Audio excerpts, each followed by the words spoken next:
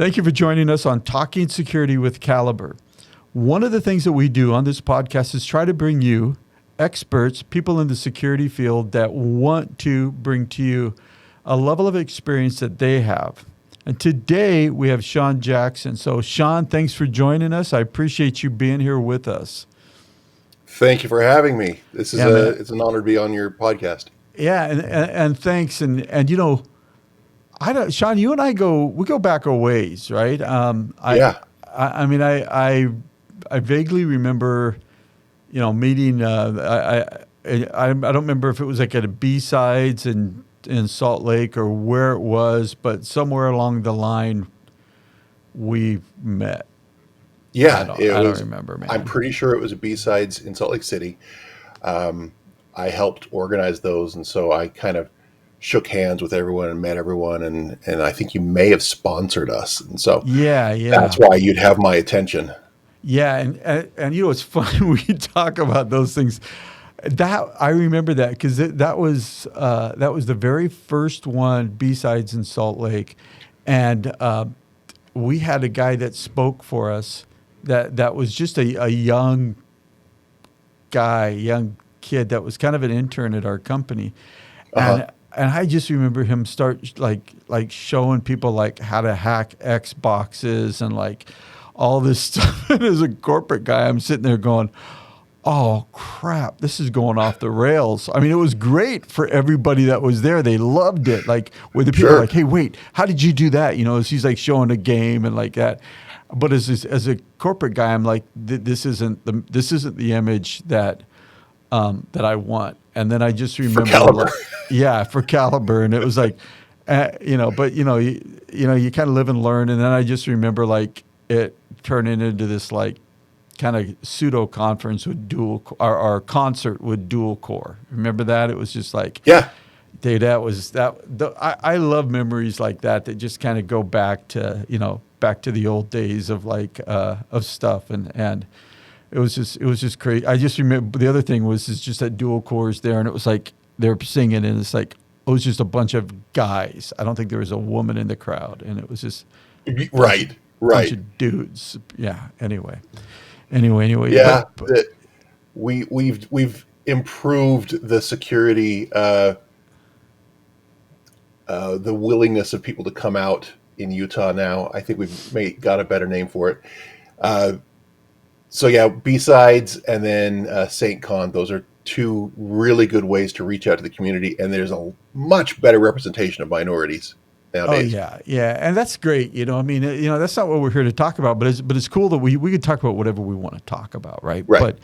But you know, that's, you know, there's the maturation of a conference, right? Where it's like the early one, it was like, wow, we did that, and that was just like, you know, not that it was sketchy, but it was just like, I mean, it was in the back of a room, and it was like, you know, I mean, the whole thing, but it was great because the content was like in a warehouse. There was no heating. We ran out to grab pizza for everyone. It was, and I think your guy got up and he pulled up IDA Pro, and he had a hacked license, and it was on the projector. Yeah, and we were like, this is being recorded.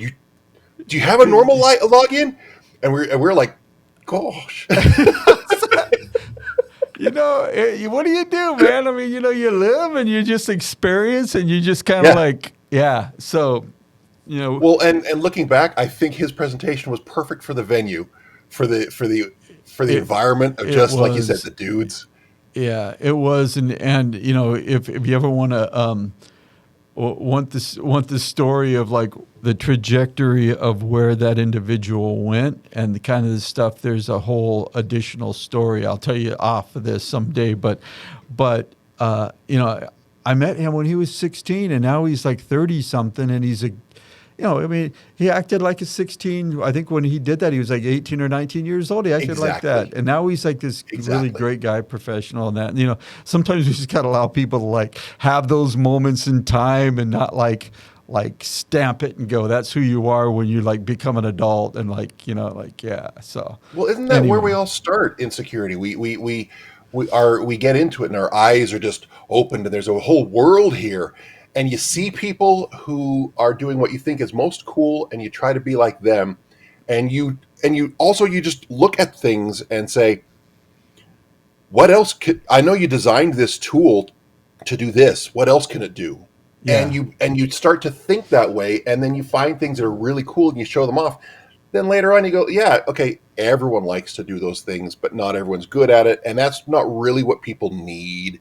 And you're not going to get paid as well for that as someone who can really benefit an organization that has the funds to pay you. Yeah. Yeah. Hey, I'll pause for a second, Bill. There's no timer, so it's being recorded, right? Yeah, I just forgot to start the timer. That's cool. About 5 minutes. No, it's okay. I just want to make sure that, because this is good stuff, and I'm like, man, we're missing this all. Okay, so sorry. I just was like, normally I don't stop. I just keep it going, Sean. It's just I don't want to keep it going if it's not being recorded. So anyway. Right. You can fix it in post. Yeah, I got one job, Bill. Damn it, do the job, Bill. Anyway. Let me, is it recording? Do we know it's going down on tape? It is recording. He just didn't have the timer going there. That was my only thing. So, okay. So Sean, when we decided to have this discussion, I don't remember what we actually called it, but I kind of glommed onto this thought of security as an enabler, right? Mm-hmm. And there's a neat transition from that. Look at all the cool things I can do, and all of the things that we, in security, that people enter security thinking it's cool, and I want to do this and that, and then they move into the corporate world, and they have to learn all that is just not the technical side of what you know, but how do you work together with the people? How do you enable security? How do you build that? And that can kind of be a transition for some people. Oh yeah. Well, like when we were talking about me coming on, when we were talking about pen testing, and people will come to me and they'll say, "Oh, Sean, I want to get into pen testing. What can you tell me about it?" And I say, "Well, can you write a report?" They're not going to pay you to hack them. They're going to pay you to show them where their weak spots are and how to make them better, so they can be better after your pen test than they were before. That's what they want. They don't want to get hacked. I think a lot of the problems we have in security, I was thinking about it today, I think a lot of it has to do with like imposter syndrome. Mm-hmm. Like when you're saying like you perform audits and people think it's adversarial. Well, because they're not sure that they've done such a good job at building their infrastructure as maybe they should have. Or maybe they know someone who could build their infrastructure better. And so they think when you come in to audit them, you're going to find where they fail. And you're going to you're going to confirm the fears they have in those dreams they have where they come to work naked. You're going to confirm that they don't really belong in that job. Yeah. And that's not your goal. That's not the goal of a pen tester. When you're performing an audit, you're trying to help them prove to their customers and their regulators that they are as secure as they should be. Yeah, and there's two different things that you said there that we can talk about. One is the reporting, right? And I've seen two things over the years of writing reports or reviewing reports. One of them is, okay, here's my report. Well, that's not a report. That's half a sheet of paper that says you did. It's like that. That's not useful. And then the other is like, hey, check this out. Here's my report. I'm being facetious. It's 8 billion pages of a scan. Well, that's not a report either, right? So, learning how to write. And that kind of comes into imposter syndrome too. Like, I'm not a writer. I don't know how to do that. People can learn how to do that if they want to do pen testing. But to the other fact that you talk about like that imposter syndrome of, people are going to find out what I did wrong. We make a lot of assumptions about ourselves. Like I have to be good at everything. Okay? I'll use this as an example. So, my first book I wrote, I wrote it, I reread it, I read it, I edited it, I gave it to friends to edit, gave it to my wife to edit, did all this stuff editing, right? Got it down to probably, I don't know, 70,000 words. And I'm like, okay, I'm sending it out to my editor. Man, this is going to be the easiest job they've ever had in their entire life because this thing is freaking perfect. They're just going to be like, oh, you're so good, Tap. That was amazing. Come back, 10,000 of the words, they're like, why did you do this? Why did you do this? Why did you do that? And what we have to realize is that we're good at the thing we do. And so for those people, they may not be good. They may be good at security, but that's not what they're great at. And so you bring that person in. It's like, so the need to work together. And so, you as you work with people in these situations, how do you go about being funny, man, getting everybody to hold hands and sing Kumbaya? I don't know what I'm saying, but you get what I'm saying. Yeah. Well, if I can tell that someone has some imposter syndrome that's coming to play. So imposter syndrome is real. It's true. It's a thing, and it's not just in security. I gave a talk about imposter syndrome, and in researching it, I talked with my attorney. He feels imposter syndrome. I talked with my doctor. He feels imposter syndrome. I called one of my old college professors. He's retired, and he still feels like the whole time he was seconds from being fired. Parents feel imposter syndrome. Yeah, because the freaking kids treat us like crap. Oh, no, go ahead. I'm joking. I'm being funny, but well, you know what I mean? I mean, it's really easy. Yeah. Go ahead. I'm sorry. That just hit a nerve. It's I'm sorry. Maybe we could talk pain, Sean. later. I'm pain. But it's imposter syndrome is real. It's your subconscious trying to protect you because you don't want to be hurt. But that's not a bad thing to have it. It means a lot about you that you could do better. And so recognize, yeah, I could do better. I'm not the best pen tester. I don't write the best reports. Or I'm not the best GRC analyst or the SOC analyst. I'm not the best guy running security. I could do better. So here I am today. I have my shortcomings. Here, Sean, I need to pay more attention to detail in communications. I can do a better job of that. And so recognizing that, I'm going to focus on that so I can be a better communicator with communication so the rest of my team can more quickly understand either what I'm trying to say or what I need or what they should or shouldn't be doing. And I'm not going to be obscure and make assumptions. So yeah, I have imposter syndrome, and I will use that to make myself get better at my job. Yeah, there is a type of person that does not have an imposter syndrome, and that's narcissist. So if you're sitting here watching this and you say, I absolutely do not have any level of imposter syndrome, you need go into politics. You need to go get checked out for something else or go into politics. Yeah, you are going to have a great career as a politician. Yeah. And so, being an imposter or having imposter syndrome is normal, right? I mean, it's and I often think, like, we have this expectation, we have this weird expectation as people that we want to be perfect, and that we want to improve. Like I always find those two things really interesting because they're contradicting. I want to improve, but I expect perfection. Well, if you're perfect, you don't have any need to improve. You're perfect, right? And so it's like those two things kind of clash, and so feeling like I'm not good enough, or I mean, even like I come onto these podcasts, and when I first started doing these podcasts, you know my background. I mean, if you sit there and say, let's get deep into the OWASP top 10, even though I've been in security for 25 years, I've been on the business side of it.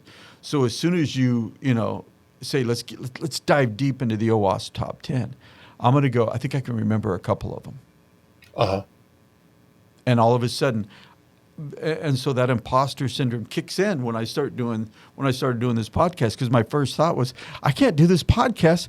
I don't know how to have those level of discussions. But guess what? We're on. I think this is episode 11, and I'm still alive. And nobody's like torched me and whatever.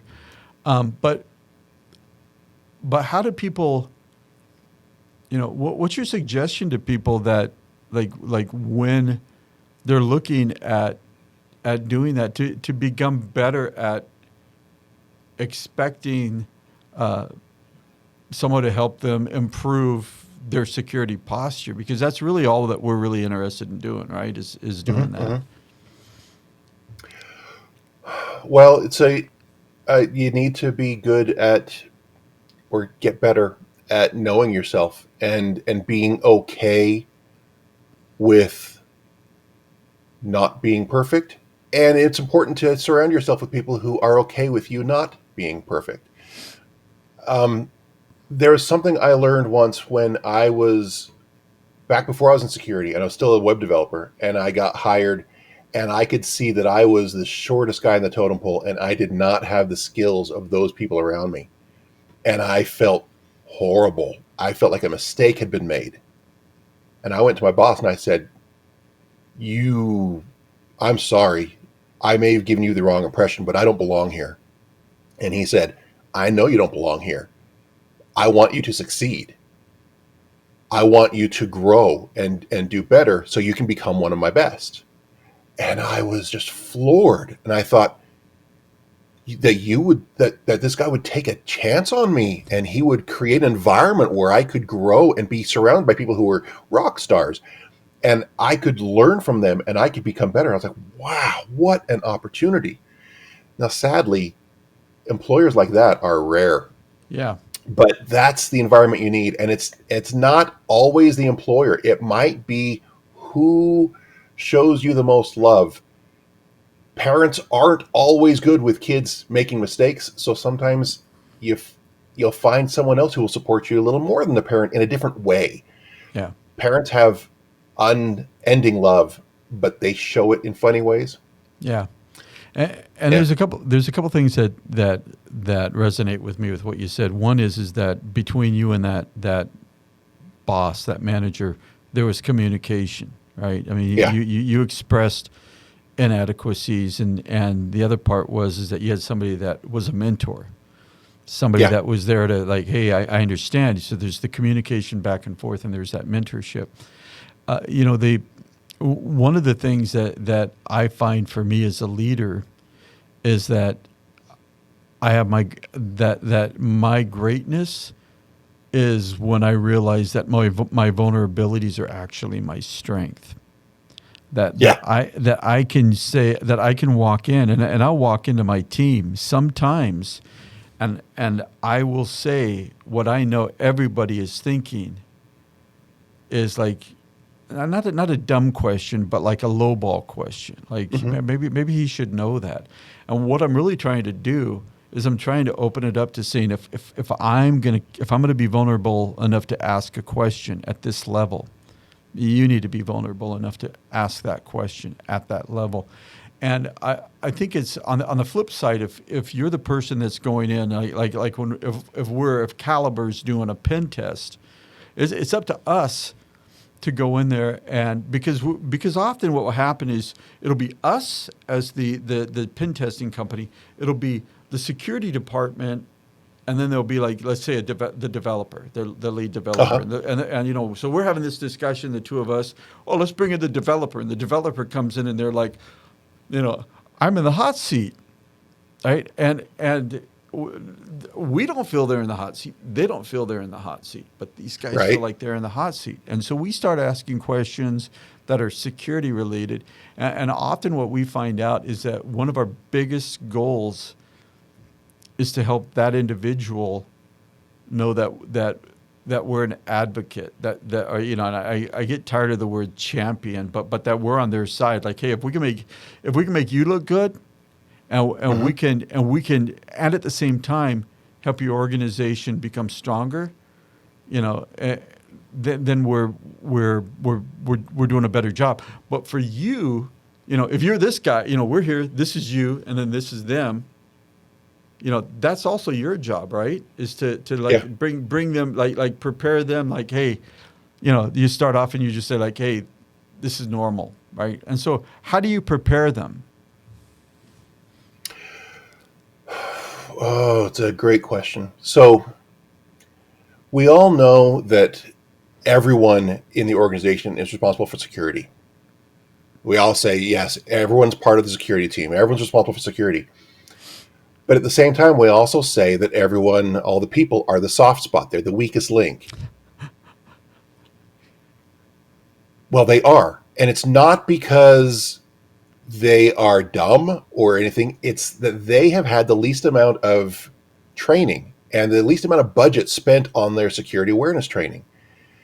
And you aren't going to turn someone in marketing or development or product or design into a security engineer. That's not why they were hired, and you don't have headcount in your department. So, how can you train them? Well, you can't force feed someone security. We've all tried it. We've all been on the other end of it where someone's trying to tell us something that we don't want to know, that isn't part of our job, and they don't want it. People are interested in security, but they don't want to spend time learning it. So you need to make sure that they know the security department and everything that the security department knows is accessible. They need to know where to go. And they need to know that when they come with a question, they're not going to be mocked and they're not going to be looked down on, but they're going to be thanked for their question.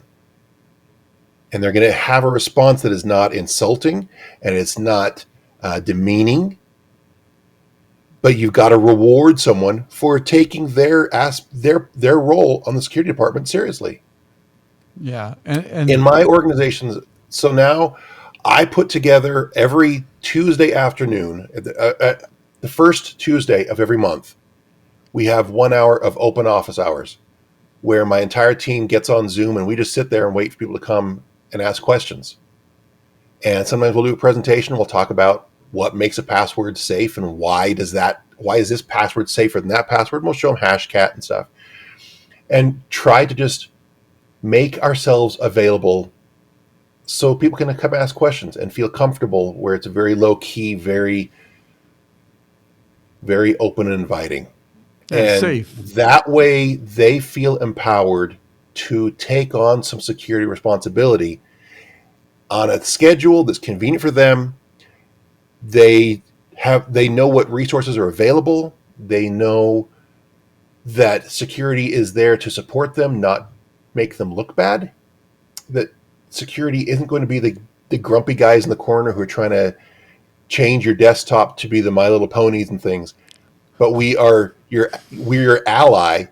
And then people feel more comfortable in a tense situation where you might think the auditor or the pen testers are adversarial. And having been the pen tester and been the auditor, it's not adversarial. You're an ally.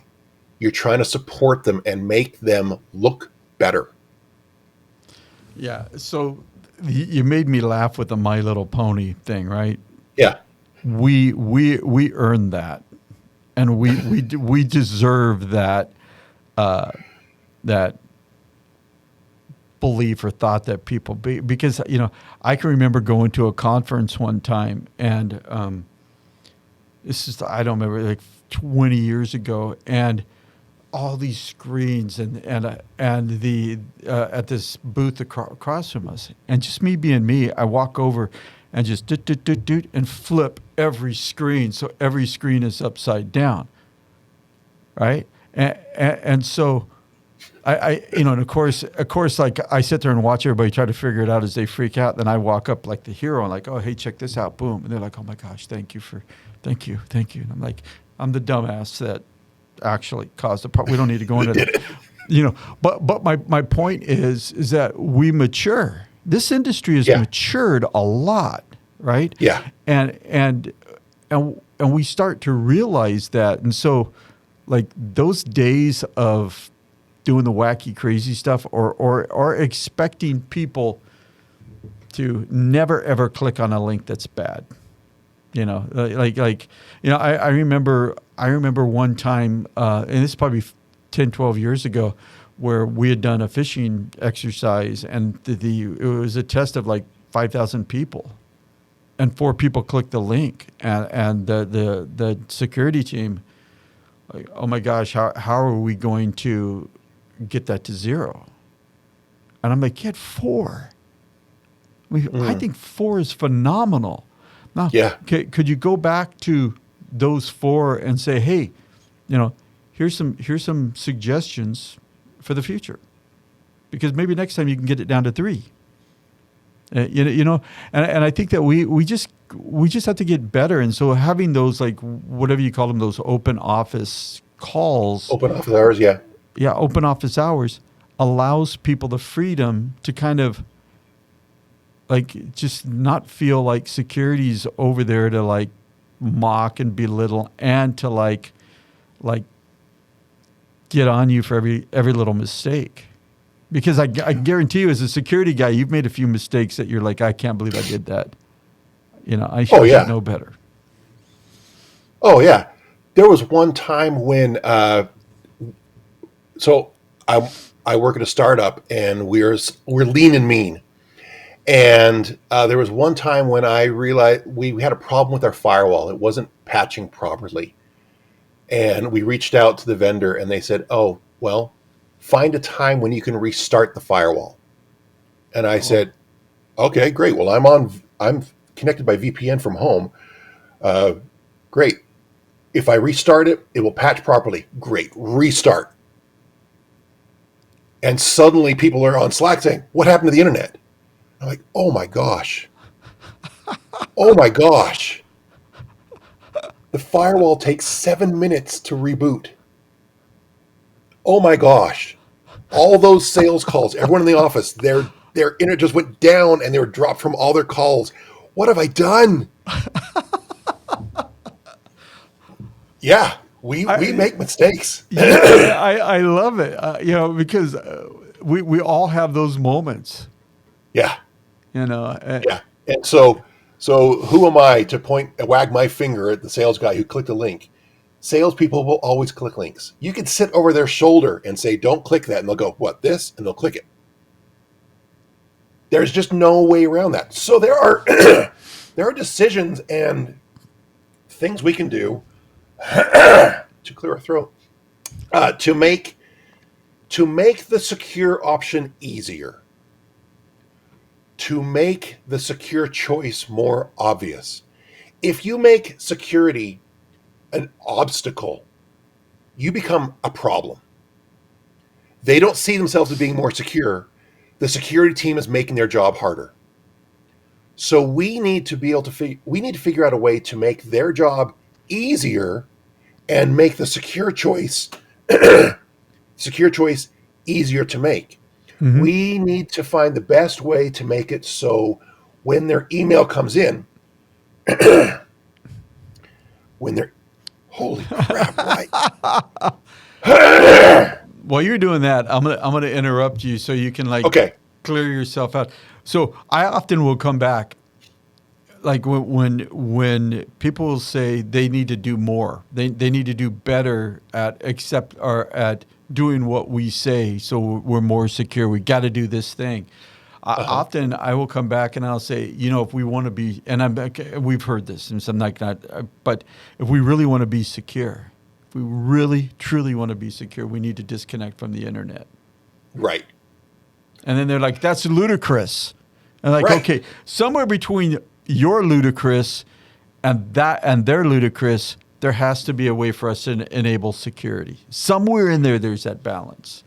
So I heard Dawn Marie Hutchison once give a keynote, and she gave the most incredible example that I have glommed onto and I've used so many times.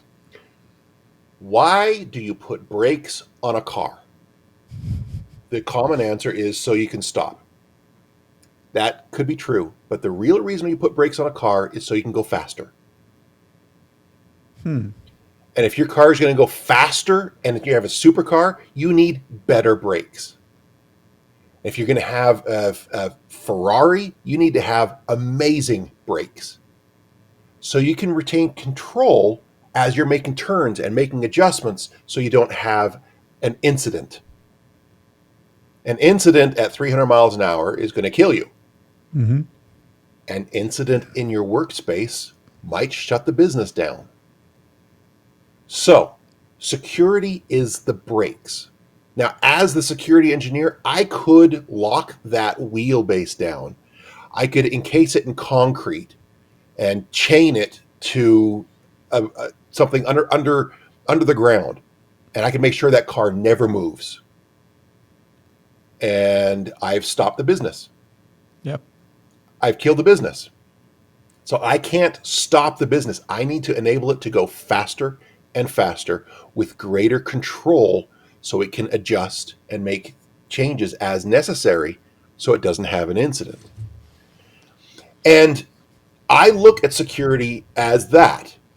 I want the car to go fast and I want it to go secure. And so I need to put things in place that make it possible to secure the company as it moves forward. I'm not going to tell the sales team how to do their sales. I can only help them do their sales and help their customers know that my organization has the brakes we need.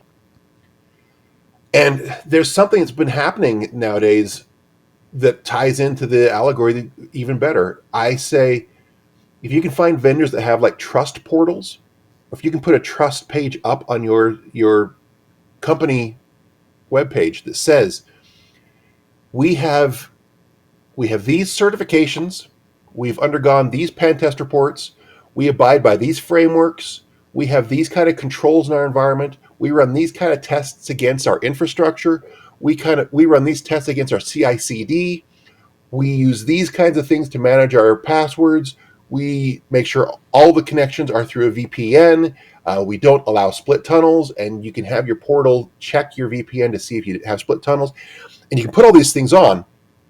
What I'm doing is I'm painting those brakes bright yellow so you can see them a mile away. And then I give that portal page to my salespeople, and I say, when you're bringing people on and they want to know, is my data secure with your company, show them our brakes. Yeah. And show them, yeah, you're safe getting in the back seat of our car because we can go so fast and we can stop on a dime. Yeah, and it's interesting that you do that because that's actually a sales enablement, right? Because exactly because then your sales team could come to go back. I mean, if they wanted to be sales witchery or trickery, right? They could go back into a competitor or into a competitor's client and say, I assume that that the company that you're using has provided this information to you. Right? And then they're like, well, no, they haven't. Right? Well, do what you're going to do, but I'd suggest you find out. Right? And then, you start to create that seeds of doubt. But that for you, is that enablement of security specifically for sales. The interesting thing, and this goes back to, whatever you want to call it, imposter syndrome or vulnerability or whatever. I bet you, I'm not even going to bet. I'm just going to say I know. Nowhere on that page says that we are absolutely 100% impenetrable. Oh, right. We, I'm not even going to say I bet. I know, and we don't make that statement because again, we come back to the fact that no matter what we do, as individuals, and if somebody's coming and they're like, I have that imposter syndrome, like. We have that imposter. I mean, we do everything we possibly can inside of security, right? You go out, you get third-party tests. You put in all the latest and greatest product. You train your people. You do this. You do this. You do everything. There's still the imposter syndrome or the thought of, did I do enough? Am I? Are we enough? And that, and so, using that as an analogy of. Hey, if you as an individual feel like you have imposter syndrome, that's okay. right? Because in one form or another, we all have that imposter syndrome, right? We do letters of attestation. Like people, they'll say, hey, we did the test. Can you write us a letter that says that we did the test? And all of it will, we say something to the effect of, as long as X company continues to do security the way that they do, they should see a high level of security success, whatever we say. But we never say, you're never going to get hacked. No. And I can have my trust portal up, but I still need to have an incident response plan. That's absolutely right. And a great, great business continuity. And the bottom of the incident response plan, you have to ask, what failed? Yep. What didn't work? Should we have detected this and we didn't? Or is this a hole that we didn't even know about? Yeah. And if so, either fix your detection processes or do better training or have better awareness notifications, or talk to your vendors and figure out how to fill that hole that you didn't know existed. Yeah. And don't assume that because you have your SOC and your ISO and your pen test, and your pen test says you're pretty secure, don't assume you're not going to get popped. Yeah. You might have an employee that is going to go rogue and they're going to steal stuff and take it to a competitor, or they're going to paste it on Pastebin. And there's nothing you can do to stop them other than try to win their trust. But when it happens, have a response plan ready, because you are not perfect. You are not perfect, and you're going to have problems. Plan on having problems, and then you can respond to them rather than react. Respond and say, okay, great. Thank you, universe, for showing me that I've got a fault. I'm not as good as I thought I was. How can I use this to become a little better? Yeah. And Sean, we're pretty much out of time, but I want to thank you because, more and more when we do these podcasts, what we end up talking about is not the technical side of security. It's the human side of security. And it's refreshing to just look at this and go, we've reached a point of an industry where, and I'm being somewhat tongue-in-cheek, we become human. And we stop just looking at bits and bytes and whatever. And so I just want to say thank you for being here, for taking part in this. And as I close this up, we're bringing people these podcasts, these videos on a weekly basis. So people that want to come and listen to people like Sean, join us. Just subscribe to the YouTube channel, wherever you find it. But Sean, man, thank you for joining us, and absolutely appreciate your time and your wisdom.